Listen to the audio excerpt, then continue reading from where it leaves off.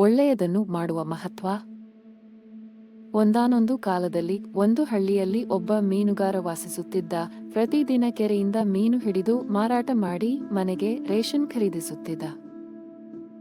ಒಂದು ದಿನ ಅವನು ಮೀನು ಹಿಡಿಯಲು ಹೋದಾಗ ಅವನ ಬಲೆ ಮುರಿದು ಹೋಯಿತು. ನಂತರ ಅವನು ಮತ್ತೊಂದು ಬಲೆ ಬಳಸಿದ, ಆದರೆ ಒಂದು ಮೀನು ಸಿಗಲಿಲ್ಲ.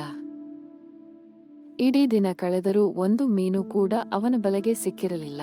ಇಂದಿನ ರೇಷನ್ ಹೇಗೆ ಖರೀದಿಸುವುದು ಎಂದು ಆತಂಕಗೊಂಡ.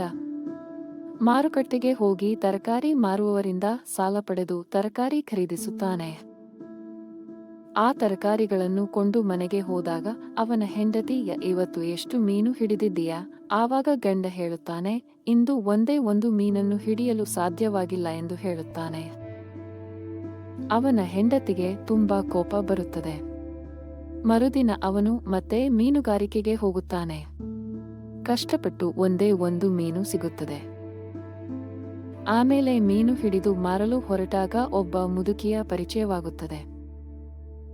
ಅವಳು, ಬೆಳಿಗ್ಗೆಯಿಂದ ಏನನ್ನೂ ತಿಂದಿಲ್ಲ, ಈ ಮೀನು ಕೊಡ್ತೀರಾ? ಬಹಳ ಹೊತ್ತು ಯೋಚಿಸಿದ ಮೀನುಗಾರ, ಪರವಾಗಿಲ್ಲ, ಮೀನನ್ನು ಇಟ್ಟುಕೊಳ್ಳಬಹುದು ಎನ್ನುತ್ತಾನೆ.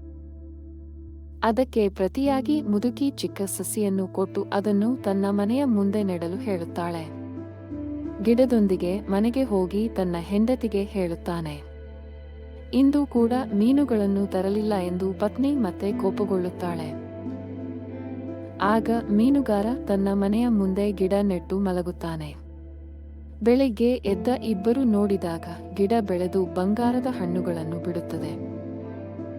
ಇದನ್ನು ನೋಡಿ ಇಬ್ಬರಿಗೂ ತುಂಬಾ ಸಂತೋಷವಾಗುತ್ತದೆ ಮತ್ತು ಅವರ ಎಲ್ಲಾ ತೊಂದರೆಗಳು ದೂರವಾಗುತ್ತವೆ. ಮುದುಕಿಯ ರೂಪದಲ್ಲಿ ದೇವರು ನಮಗೆ ಈ ಮಾಂತ್ರಿಕ ಸಸ್ಯವನ್ನು ನೀಡಿದ್ದಾನೆ ಎಂದು ಮೀನುಗಾರ ಅರ್ಥ ಮಾಡಿಕೊಳ್ಳುತ್ತಾನೆ.